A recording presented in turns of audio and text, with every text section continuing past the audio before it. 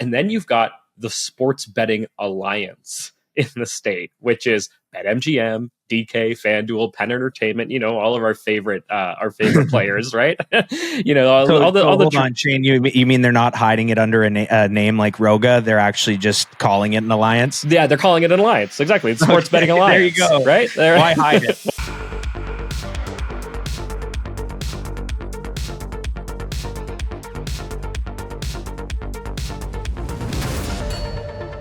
Hello and welcome to another episode of Behind the Lines, the only podcast purifying the sports betting industry. Remember to like, download, subscribe, follow us on all the socials at InPlay Live. And if you want to see what InPlay Live is all about on the inside, we've got that promo code for you, Behind the Lines, all caps. All right, I'm your host, Shane Mercer. That guy over there, Andrew Pace, founder of the greatest sports betting community on planet Earth, InPlay Live. And again, that promo code for you to join and see what it's all about, Behind the Lines, all caps. All right, on today's show, Washington Post sounds the alarm on AI in betting. Illinois wants to raise taxes. And have you heard of the Pro League Network and its niche sports? We'll get to that in a few moments. You don't want to miss it. That's going to be a fun one, Pace. But before we get started and dive into those topics I just mentioned, Pace, I wanted to ask you about something that I've noticed you've been doing. I follow you on social media, and you've been doing this thing, rack a day through the playoffs. Give us, for everyone out there who hasn't been sort of following your Insta, what is this rack a day thing that you're doing? How's it working out so far? Yeah, I mean, I have a lot of like little sort of niche personal passions, and my brother can attest to this, who's actually listening in as a producer and produces the podcast. So shout out to Chesto for all the hard work that he does with our community that maybe a lot of people don't get to see. But Raj and I both, we took media classes in high school, and we made all these stupid high school action movies and all this stuff for projects. And we went to high school in a time where people would still present with a bristle board where you glue on the pieces of paper, right? And we would always do movies. We'd edit on iMovie or Final Cut Pro and pop in a VHS, and our grades were really solid because we'd do a video instead. So I love editing a video of some kind. And I think one of the big things with this podcast and InPlay Live as a whole, the basis of why we exist is to help people become better and more informed sports bettors. And I was like, the playoffs aren't long. I don't have to commit to too much. This would be a cool series to give people some insight of some of the wagers that we take on our live streams. So I committed to $1,000 wagers per day, or I shouldn't say per day. I should say per playoff game, because we're going to enter a time pretty soon here where we might have only one game a day. And I know this time is also coming where the challenge I committed to is going to be a detriment to the wagers that I'm making live, because I'm going to have a tie hockey game with 10+% vig on both sides of the line, where in order to keep the challenge alive, I'm just going to have to pick a side on a bet that I don't want to take. Everything I've taken thus far, in my eyes, at least, even if it's lost at the time that I've taken it, has had a positive expected value.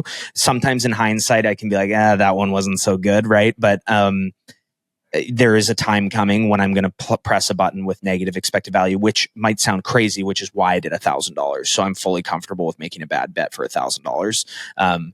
And then hoping that most of the wagers do actually give people insight, number one, into what goes on in InPlay Live, but also maybe some things that they could be like, hey, you know what? He's done really well with NBA comebacks in the playoffs. That's a bit of a trend right now. Maybe I should start looking for that too.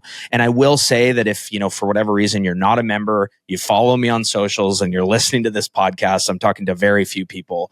I still would highly recommend, as much as the education side of it may have helped you to try a couple new things, that there is a lot more to it that goes into it. Historic data, eyes on the game, and having a particular strategy that we have tracked where we know there's a certain ROI at a very specific time that we take things as well.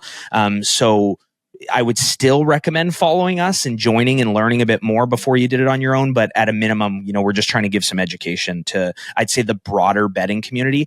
And also too, there's a lot of things on social media that you see, Shane. I don't know how much you've maybe followed this. This isn't something we've talked about, but a really good example of this was on TikTok. People were doing what was called a ladder challenge.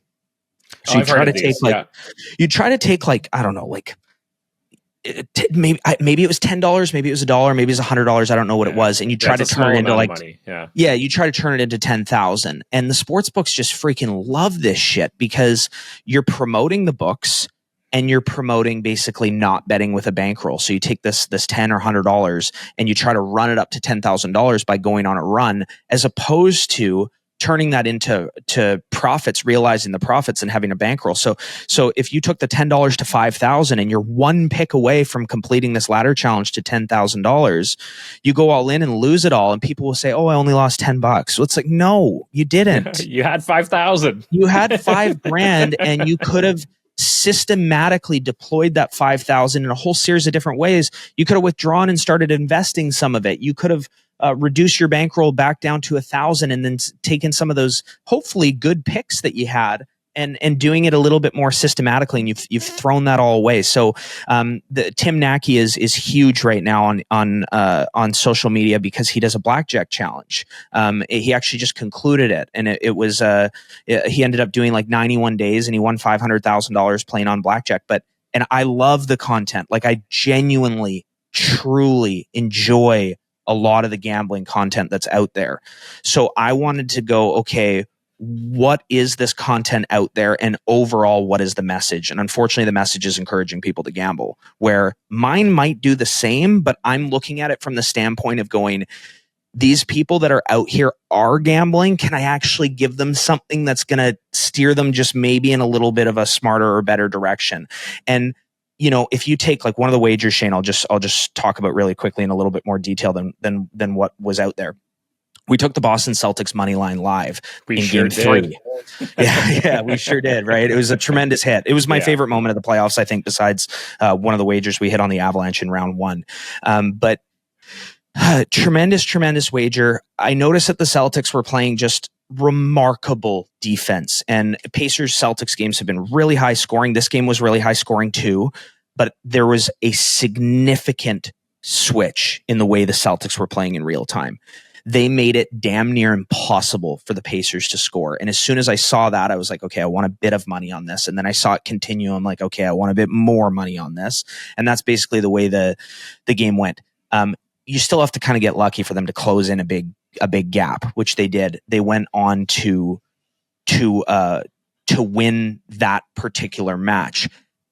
A lot of people probably had the Celtics minus 7.5 pregame, and they lost. Or a lot of people probably had the Celtics money line at like, minus 800 pregame on a parlay, right? And that they got the check mark. But if you saw the video that we produced for that, where you went, holy shit, he got the number that I got on my whole parlay in just one wager and got it at the perfect time, more or less. There's always usually a little bit better timing out there. Maybe that opened your eyes to going, holy shit, maybe I should just do this instead. Or you had minus 7.5 on the Celtics, which lost, and you went, oh my God, look at the value he got by just betting it live instead of pregame. So that's kind of what I'm hoping to get out there a little bit, and hopefully that helps people make some better decisions. Yeah, no, it's been fun to watch, and then for me to sort of see it in real time when we're betting live on the streams and be like, oh, I wonder which one is going to be part of the rack of the day if we've got a couple of different playoff games going on. But I totally take your point on the NHL. I think that is going to be much harder for you as it goes on, because we've been seeing a lot of tie games in the NHL. Yeah. And we have a really good chance that there's no NBA for 2 weeks now. Right. Yeah, because these series both look like they could close out really really quickly. The Celtics too, by the way, not your only comeback call. We hit the Mavs just a few days before that, right? And that was at big plus money as well, which was an awesome call. So thank you for adding to my bankroll. Yeah. That's the goal, right? I mean, that's kind of that's why you signed up for In Play Live. Let's hope I'm delivering on that, at least to some extent. But really good point. And when this airs, the series might already be over. Right? Yeah, crazy. Yeah. Just crazy to think. Yeah. Hopefully not. Hopefully we get a little more playoff basketball going. So now officially a Pacers and Wolves fan for the next week or so. But Shane, I've also committed to this, so I'll ask you a question. Yeah. When I'm in the spot that I have to make a wager myself where I wouldn't have taken it unless I was doing this challenge. I don't like to make wagers that I don't call to the group. So do I still call it to the group, or do I keep it to myself? Because then if I post it after and I win, people are going to be like, what the fuck, Pace? I didn't, right? You know what? My feeling would be, sure, post it with disclaimer. Yes. For social media purposes only. Today. Yes. Yeah. This is what I'm doing for my challenge today. I strongly recommend not taking or fading. Yeah. Well, I think if we're talking about a tie game in the NHL, I think a large portion of the In Play Live community will know what to do. Right. Well, you know what? Actually, speaking of a tie game in the NHL, Florida's overtime record, they had, I think, the most consecutive playoff overtime wins of all time. It was something like 11. Really? And the Rangers just won the last 2 games in overtime. You could have gotten the Rangers once the game was tied as high as like 2.2 or plus 120. And from the standpoint of theoretical value or positive expected value when you're betting, probably the most simple example of the closest thing in sports to a coin flip will be a tie hockey game with more or less equal shots on goal heading into overtime. So you could get plus 120 on the Rangers when it was tied 4-4 in that game. And sure enough, they went on to win. We didn't bet on the Rangers, but had I have had a gun to my head in that spot, I actually wanted Florida, but I couldn't get plus. I wanted Florida, but I couldn't get plus money on Florida. Right. And then plus money was there for New York, but I just didn't like that side, so I passed on it. But that would be the lean that I'm always going to take as a professional sports bettor. If you even gave me 2.05 plus 105 in that spot, there is an argument to be made that there is a small edge on that plus side. Because you are so close to a coin flip in those spots. Wow. Well, okay. Great advice there to sort of carry through the NHL playoffs. Great free advice since you're listening to this podcast and you may not be a part of the In Play Live community, but just some of the conversations that take place on the inside. Again, that promo code for you behind the lines, all caps. All right. I want to share, Pace, something with our audience here that sort of caught my interest today. And this is from the Washington Post, and it's their editorial board, which I thought was kind of striking that this is a topic they want to sound the alarm on. So, opinion: AI will transform sports betting. Duh. I think most of us already know that, but it will also increase the risks. And again, well, all right, we kind of get that. So, just sharing my screen here right now, so everybody can kind of get a look at it and what the headline was. But the real kind of gist of this article is basically, two-pronged. One is that they think AI is already in the process of transforming what we do. It makes the case, though, that government regulations need to keep up with the pace of technology. And, well, hey, when the heck does that ever happen? I mean, they're still trying to figure out what the rules should be in a lot of ways, like we covered last week in the state of Massachusetts when it comes to the practice of limiting, and these are things that have been around for quite a long time. So anyway, I digress. So this editorial board, highlights both how AI is being leveraged by us, the sports bettors, to make smarter, more intelligent wagers. And it makes me think back to somebody we had on earlier this year, a few months ago, from Rhythm Sports, which was doing exactly that, leveraging AI to create predictive models. And you can go in there and kind of build your own models. A very sort of cool conversation. I encourage anybody to go back and have a listen to that if you're interested. But this editorial board at the Washington Post is also concerned about how sports books can create individually tailored gambling experiences. So they're worried about the sports books tracking your behavior across their sites, what you're betting on, how you're betting on it, and then tailoring things, to you specifically, that would go after your betting style or betting habits. For them, that's a big cause of concern when it comes to the whole topic around problem betting and problem gambling. So the editorial board also highlights how 38 states have their own legalized or regulated markets, but with different rules and regulations. It's kind of a patchwork of law and legislation across the United States, at least. And, nothing really kind of tackles AI in this space at all. And right now, they're sort of making the case that not only, are they not looking at this sort of future problem, but they're not even addressing the current problems that exist without AI completely. And they point to this one lawmaker, Paul Tonko, a Democrat in the House of Representatives. He's from New York, and he wants to make it illegal for operators to use AI to track individual betting habits. Wow. Yeah. Wow. So he's taking it even a bit of a step further than the Massachusetts Gaming Commission, who we covered their meeting last week very extensively. If you're interested in what they're doing when it comes to limiting at the individual level, go back, have a listen to that episode from last week. But this guy wants to make it completely illegal for them to use AI at all to track individual betting, which is part of how they arrive at limiting, or at least how we think they arrive at limiting. So really kind of fascinating here that the Washington Post is wanting to take that on. Yeah. Oh God, I have so much to say. Hopefully I can get through this and stay on topic, because my brain struggles with that sometimes. So I have experienced like the sports books for quite a long time, and a lot of people that are in regulated states, they weren't exposed to this until their states got regulated. Mm-hmm. But I'm going to use a lot of Bet365 examples, because that was who we all used before books were legalized in Canada. And it's interesting. So Bet365, when you used to use it on a computer, on an app, an iPhone, whatever the case may be, something would download into your device. And that would be like a little hidden piece of software that was sitting in PCs once you had used an account with Bet365. And they used this to limit players if they were to then create a new account using the same device, right? Okay. And I actually legally think they're not allowed to do that anymore, and I think it has stopped. But there was a picture, and this is again years ago, of Mark Zuckerberg. Obviously, he's the founder of Facebook. And it showed his personal computer, and it had the piece of tape covering the camera at the top. Mark Zuckerberg's camera with a piece of tape covering it at the top. And I remember people that used to do that, and I thought they were like crazy conspiracy theorists that needed to put metal tins over their head. And then not only has this been proven to happen with multiple companies, it's been like completely factual from major companies with evidence that has occurred of how apps installed in your phone could do things that you maybe wouldn't find fair.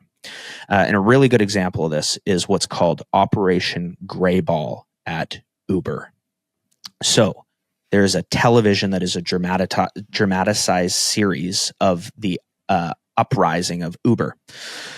It's called Super Pumped. The reviews aren't great on it. I freaking loved this show. Absolutely loved it. And Operation Greyball was something that Uber did to find out who was riding in their vehicles. And the reason for this is because when Uber came out, fast forward to today, it's like this simple regulated process. You order your car, you get in your car. Mm-hmm. It was technically illegal. So you talk about the legislature aspects of AI and will they catch up and that kind of thing. Well, this was a time where you had a potentially major company, even though they weren't nearly as big as they are today. They were still getting pretty big in the Bay Area. That was just basically operating on its own, no sort of legal system in place for ride sharing whatsoever. They were just out there doing it. And it was one of these companies in situations where it's better to beg for forgiveness than ask for permission. So what happened is the regulators that were getting involved in the legal aspects of the ride share, sort of anti-ride share community, pro-taxi, whatever the case may be, they were now fining the drivers, where the drivers were getting these big tickets that were causing them to not be able to make money from picking people up anymore.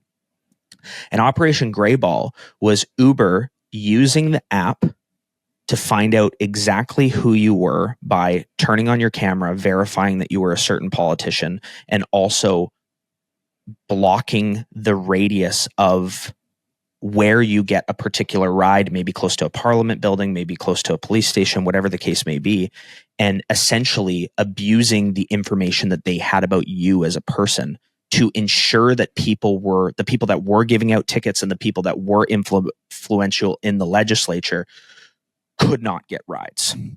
And wow. there's a scene in Batman where Morgan Freeman doesn't want Christian Bale Batman to turn on all the cameras because it's an abuse of power. And essentially Uber was doing exactly that. So I guess what I'm getting at was Mark Zuckerberg putting tape over his computer camera was for a goddamn reason. It's because he knows the power, once those apps are installed, of what people can do, whether it's legal or not. And again, Operation Greyball, it even had a name. So you knew it was happening. So let's bring this back to sports betting. You're using multiple accounts potentially on one platform to try to get more money out of that one platform. Well, what are they capable of doing? Could they turn your camera on? Could they install stuff in your computer to find out who it was that was using it? Can they see your location, right? And now fast forward to today, a lot of that stuff is legal because they're verified. Like before, it was like, what the fuck? They need to know exactly where I am. This is bullshit. Like I feel like my privacy is being abused, all this kind of stuff. Well, now they have to verify where you are to make sure it's legal in the it's legal in your location. Yeah. Right. So, they're capable of doing these things. And I haven't even started talking about AI yet. Right. Go back years with Bet365. You had an online fingerprint, and they had an online fingerprint software detection system. And I don't mean your actual fingerprint, like the pattern of your actual fingerprint. I mean the way in which you navigate a website and the pattern at which you do it being identifiable so that the person behind the screen could be identified or close to identified regardless of the name on the account. And this again is pre-AI. I dealt with all that. I was constantly, sort of trying to manage, okay, do this different, do that different, try this, try that, cover your camera, make sure the software is deleted from your computer, all this stuff. And now it's way harder than all the things that I just mentioned. And what I said might shock a lot of people, right? It's way harder now. And it's because instead of needing these fancy softwares or turning your camera on or anything like that, they just have it all categorized. Oh, you bet on this. AI found you. You're done. AI looked at your account and went, oh, no, you're okay. You're allowed to keep betting that. But this person, no. That with your location, with this, with that, right? Yeah. So things are a lot. And again, this goes back to the conversation last week about not limiting players. And then you now bringing up, they don't think it should be fair for AI to track these types of things. It is 100% designed to cater to the sports books, to cater to losing players. And if you are not that person, the AI system will identify you potentially before you've made money. So that's where people are like, I'm limited and I didn't make any money. Yeah. We've been seeing I'm limited a lot of and I cases lost like money. That. Yeah. We've been hearing a lot of these stories lately. And that's precisely how it's done. So AI, and that's only referencing the sports books. Like I think about, we know exactly where a pitch is thrown in baseball. We know exactly if a tennis shot was served in or out. Two different sports where one's incorporated using the technology to determine whether or not it should be in or out versus a sport, baseball, that's still using someone's eyes and the issues associated with that. We know how fast Tyreek Hill ran on his 80-yard touchdown. We know the exact route and pattern of it. We know the yards after catch that Devontae Adams has, any single game, catch, and season.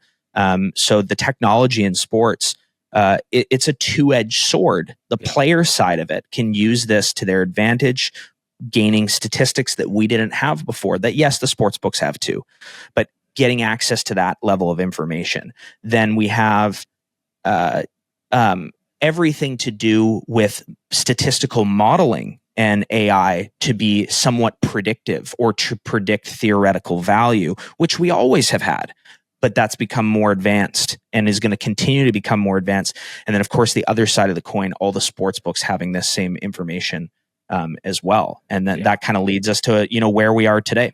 Yeah, potentially even more information, and it'll be interesting to sort of see how this progresses. And of course, artificial intelligence just changing so much about our societies as a whole when it comes to all sorts of different topics, not just sports betting, but this is an area that sort of directly applies to us. And yeah, it'll be interesting to see if they can even sort of limit the scope of how sports books use AI, because it'll be one thing to say, oh well, you can't do it for this, but they're gonna find ways around it to use all the technology that they have at their dispose, that they have available to them, and sort of just use that to continue to identify people that aren't profitable for them, and unprofitable customers. So it'll be really sort of interesting to kind of see how that how that side of things develops.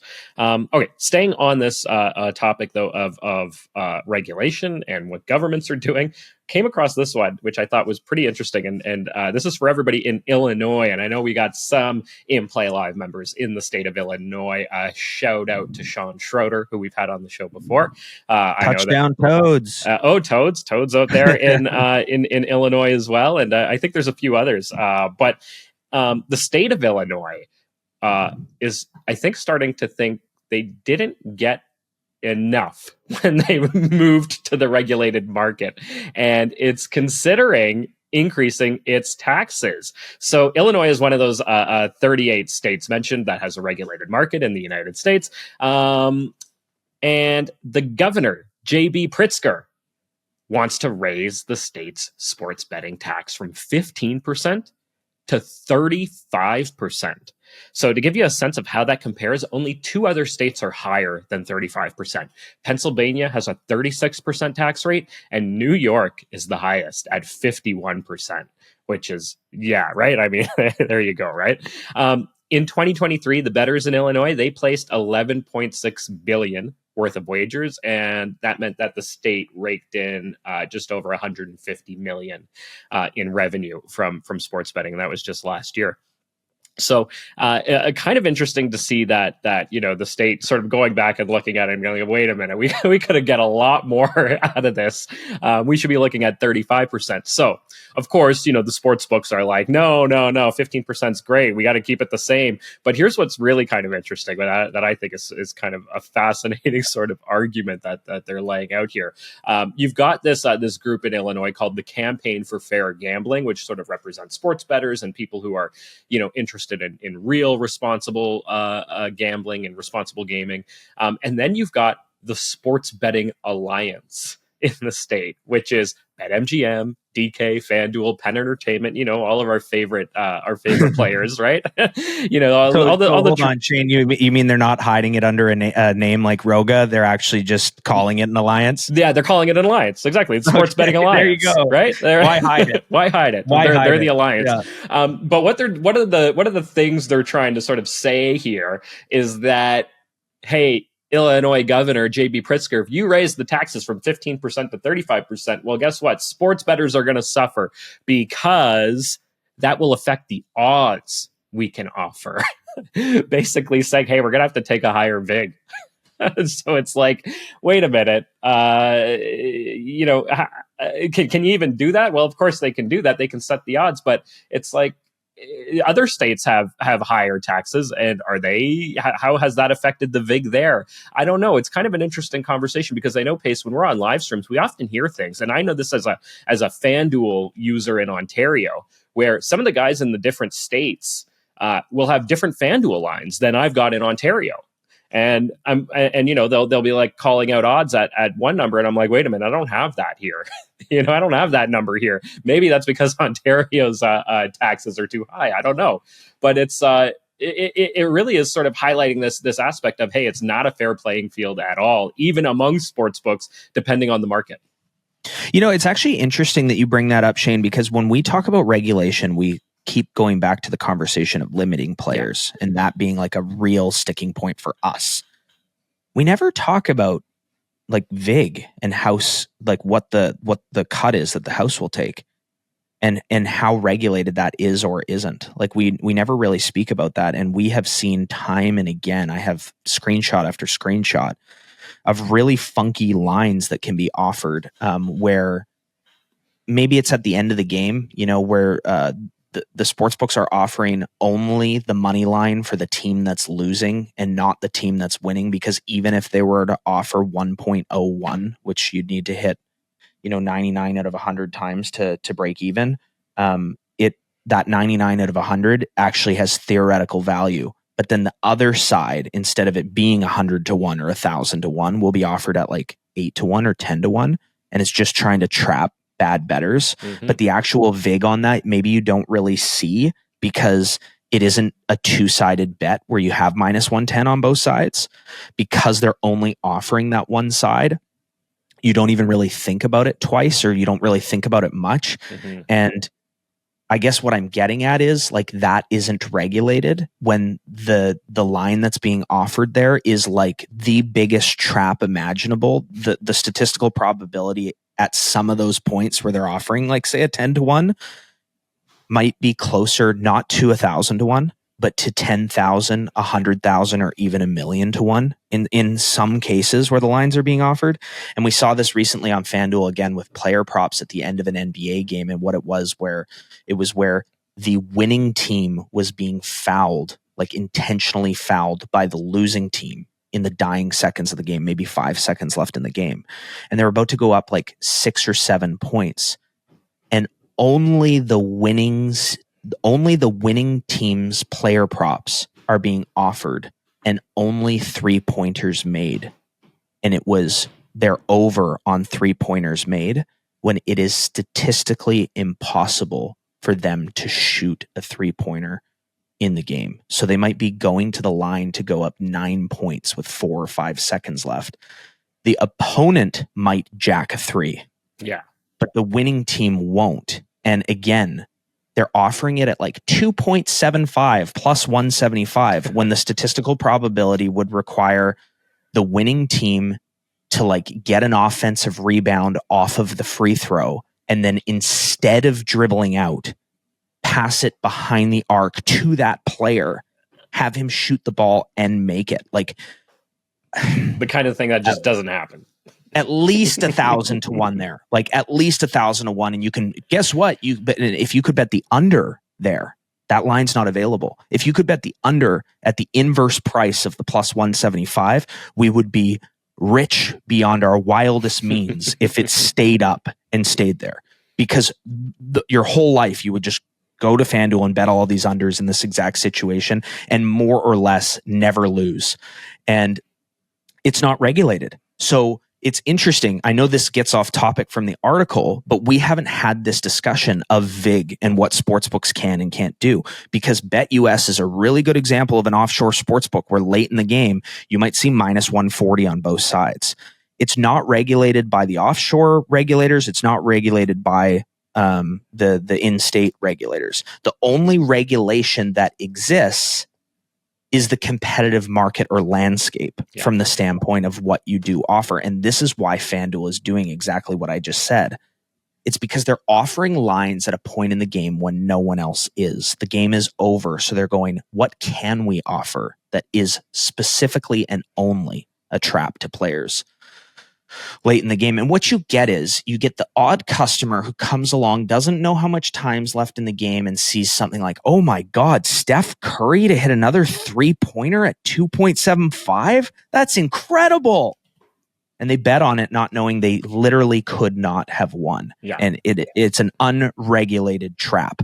So from the standpoint of the sports books in Illinois saying, hey, we're going to have to raise our VIG, it sounds like they can do whatever they want in that category. Yeah. I haven't seen any regulation anywhere that ever looks at that in terms of VIG. That just sort of doesn't happen, and it's up to the sports books to kind of do what they want. And I guess that's all part of a free market, right? It's kind of like, hey, if you want to bet on this, we're going to offer it. That's up to you as the bettor, right? It's a really sort of interesting kind of conversation there around whether or not that would be beyond the scope of a regulator to sort of look at that. But then at the same time, that's where you get the sharp books coming in and being like, hey, here's something a little bit more fair, perhaps, or something on a little bit more of a level playing field, or Pace, right now the in-play tournament taking place on SXBet, where the VIG is totally gone. And we're seeing, for anyone out there who doesn't know, we did a whole episode with SXBet about maybe 4 or 5 weeks ago. You can go have a listen to that, but it's a betting exchange in the crypto space, and the VIG is almost zero. It's like nothing, right? So, it sort of gives those exchanges something to stand on when they're competing with all the traditional soft books. Yep, exactly. Yeah, pretty cool stuff there. Okay, here's something that is currently only being offered by a couple of soft books, but I thought this is pretty interesting, pretty fun. Pace, have you heard of the Pro League Network? I had not. You have not. Okay. So basically, they want you to watch some of the most ridiculous sports you can think of.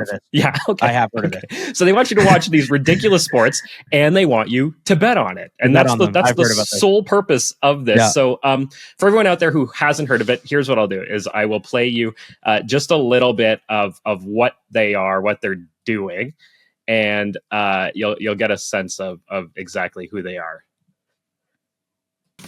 Pro League Network, creating, developing, and bringing niche sports to market. PLN has produced some of the most viral, bettable content in recent years, and we're just getting started.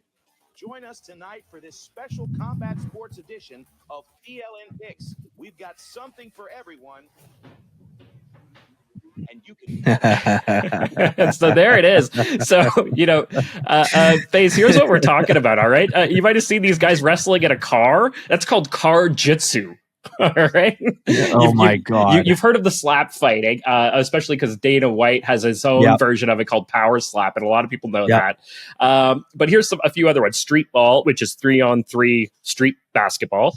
Mini putt in there as well. But yeah, all of these sort of weird and crazy sports. Now, it's already got DraftKings and Bet365 offering PLN properties. So each of these sports, if you want to call them that, is a Pro League Network property, and the sports books can choose to offer it. So it's a really kind of interesting idea. Now the sport itself has to be approved in the regulated market wherever it's being offered by DraftKings and Bet365. But the company says it specifically looks at sports, that pop on social media. So stuff that, catches your eye and makes you want to share it with your friends. Be like, hey, check out this crazy thing. Here's the other thing, though. It's targeting traditionally down times on the sports calendar. So, they're not trying to get people to bet on this stuff during football season. They're not, trying to do it, in the middle of March Madness or anything like that. No, they're sort of targeting it at kind of now-ish, and as we get further into the summer where there's just less sports on generally. The company describes itself as an entertainment company creating made-for-wagering content. So creating sports for the sole purpose of wagering on them. What do you think about this? I'm sure you've seen some of this on social media, but what are your thoughts on that whole idea? I've seen it. So, okay, I'm going to put away the problem gambling discussion for this. Yeah. I'm just going to put that aside. Let's just not even bring that up. Right. Okay. We talk about that kind of stuff here. We're one of the only people or groups that do talk about it. It's real. This is a part of it. Let's put it aside. Okay. Yeah. If I think back to some of the most outrageous things day to day that I've done with my friends, it can be anything from, obviously making a wager on a golf round or on 9 holes, but then making live wagers with a buddy on a particular shot, whether he hits the green, whether the putt goes in, offering those wagers in real time. Being in Las Vegas and not even going down to the casino, but spending like 3 hours with buddies, throwing a poker chip into a vase at a suite at the Mirage and betting on who can or cannot make the next shot. And then handicapping live shots on top of that. Vase broke. Mirage is coming up with a new vase for us, saying, "Don't worry about it, Mr. Pace." And we're throwing their $100 chips into these vases. being in Vegas again and the Ocho coming on, because this network kind of reminds me of the Ocho, where they play some less popular sports.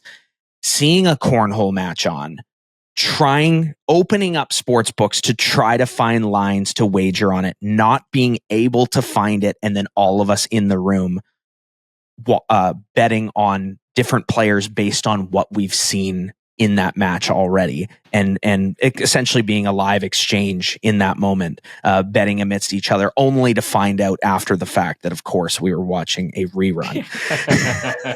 Of course. And then Shane, fast forwarding to this podcast where we aired a FanDuel ad in one of our very first episodes that showed thinking about every aspect of your life in bets. Will the bag break? Will the bag break leaving the grocery store? And then that actually leads me to something that's much more productive than everything that I've just said. And this is one of my favorite books. I'm an audiobook guy, not an actual reader. One of my favorite books that I've ever come across, and I highly recommend listening or reading this book if you are into the stuff that we talk about on this podcast. And it's called Thinking in Bets by Annie Duke. And it's actually, rather than that being a negative thing, a positive thing, because it's putting life into probabilities.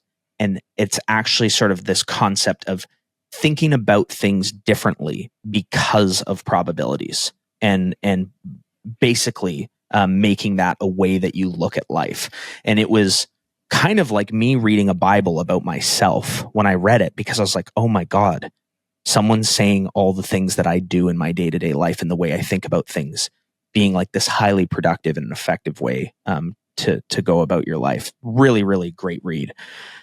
And then, yeah, you get to this network and it's like, I can't not laugh. It's fucking awesome. You know, like, does it give me a new avenue to make money? Probably not, but it's freaking funny. And at the end of the day, like, I enjoy being entertained. Forget about the gambling aspect. There's going to be I like watching a good power slap highlight.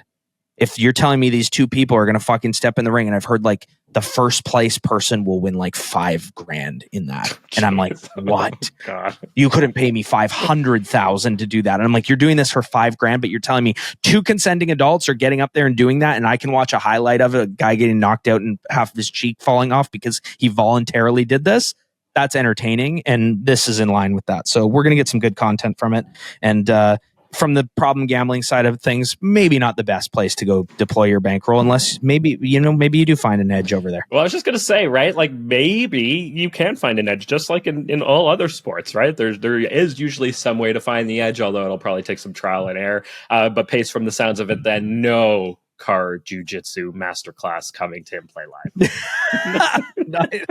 Oh God, maybe. You never know. Let's never say never. Justin Bieber. Yeah, right. There you go. Exactly. It'll be interesting to watch this network and see if it grows and how it does. And I think will create tons of fun social media content. But for now, I'll just stick to the sports I know. Yes, sir. Yeah. Yes, sir. I'll join you there. All right, Pace. It's been fun. Great show this week. Great conversation as always. Really enjoyed it. Before we go, anything you want to share with the audience? Nothing too crazy going on right now. We got CFL starting next week, Friday or Thursday. CFL kicks off. People might be like, Pace, who cares? It's a great sport to bet on, a really great sport to bet on. And there's lots of exploitable strategies and opportunities in that sport. So let's get super excited for that. And then, yeah, we have, obviously the finals of the playoffs coming up, which is a super exciting time. And there's going to be a exclusive In-Play Live party held in Vancouver by a sports book that is trying to put themselves on the radar. That is going to be a ton of fun for the start of the NBA playoffs that all the members are going to be invited to if they can make it out for. Wow. I know it's a long way for a lot of people. But yeah, there's going to be a sports book hosting in attempt to gain traction, a new sports book that found us, knows exactly who we are because I rinsed them for $25,000 and they still want to do it. So we've given them the caveat. No one needs to enter a code or anything to link us together. It's just another way to play on a book. And yeah, they want to host us. So should be a lot of fun. I think that as the industry progresses and as we continue to network with great people, guys like many of the people that we've had on the show, from OddsJam to Adam Bjorn to Harry Crane to SX, and the list goes on and on. There's going to be a lot of new opportunities that can benefit members of our community as well. That I look forward to. And we have to pick and choose our spots as a podcast, as a company, and go, okay, this one makes total sense, like SX and other ones where we go, you guys aren't necessarily the kind of people that we want to be working with. So, but if someone wants to throw me a party and invites me and spends a bunch of money for us all as members to have fun, I'm not going to say no. I'm going to say thank you. So looking forward to that. Oh, that'll be awesome. Wow. I wish I could make it, but that's all the way on the other side of the country for You're me. coming. Oh, is this in August? No. Oh, You're still coming. Okay, well, we'll talk about that offline and see what's up. It's a literally the opposite side of the country for me, and Canada's a big country. All right, yes, well, we can talk more about that later. But you're right, though. These are great opportunities, and we hope to keep bringing you more voices from the industry that align with our beliefs and values and sort of share the same ideology that we do. So, we'll be looking to bring you more of those voices as the show continues. All right, buddy. Well, till next week, keep eating those books. Cheers. Thanks for tuning in to another episode of Behind the Lines. Remember to like, download, and subscribe. We are on YouTube, Apple, Spotify, and everywhere you get your podcasts. Have a betting story or want to be featured on our podcast? Drop a note in the comments below. And if you want to join In Play Live, use promo code Behind the Lines.